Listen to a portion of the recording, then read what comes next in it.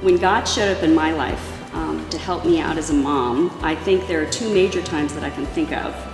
And what I didn't know, but now looking back, was one of those times really prepared me for the second time.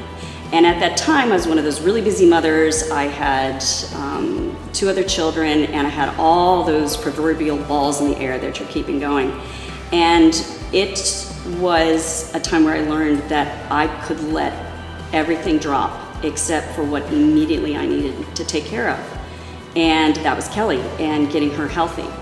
But it drew us closer together as a family. And so a lot of times I think when people look at me, especially people that know me just in the last 5 or 6 years, would think that the hardest time in my life was my breast cancer.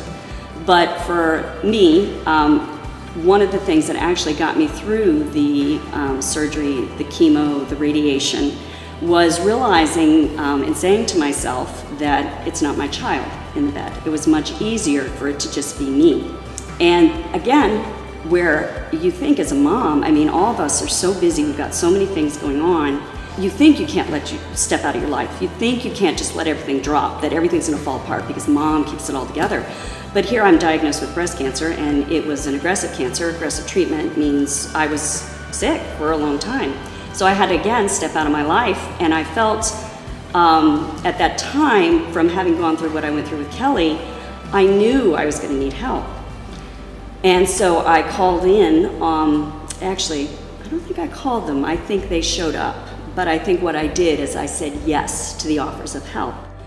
But the women that came around me, and I guess this is a shout out not to me as a mom, but I think I saw the face of God in the women that came around me during that time when I was sick.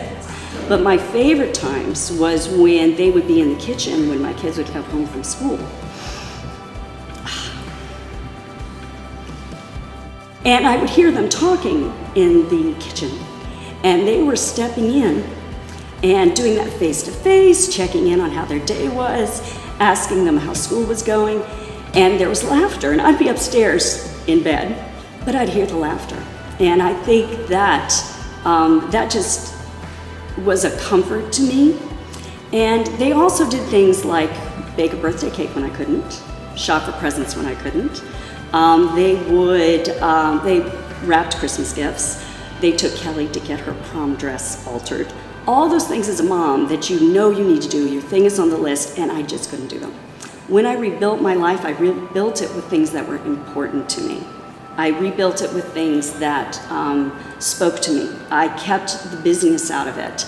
And the other thing, and this is so important, is God taught me how to be still and to rest. And that is something as mothers we never do. And we think we're not allowed to. And if you don't take care of yourself first, you're not going to be at your best for your family. And I would shout that from the mountaintops if I could.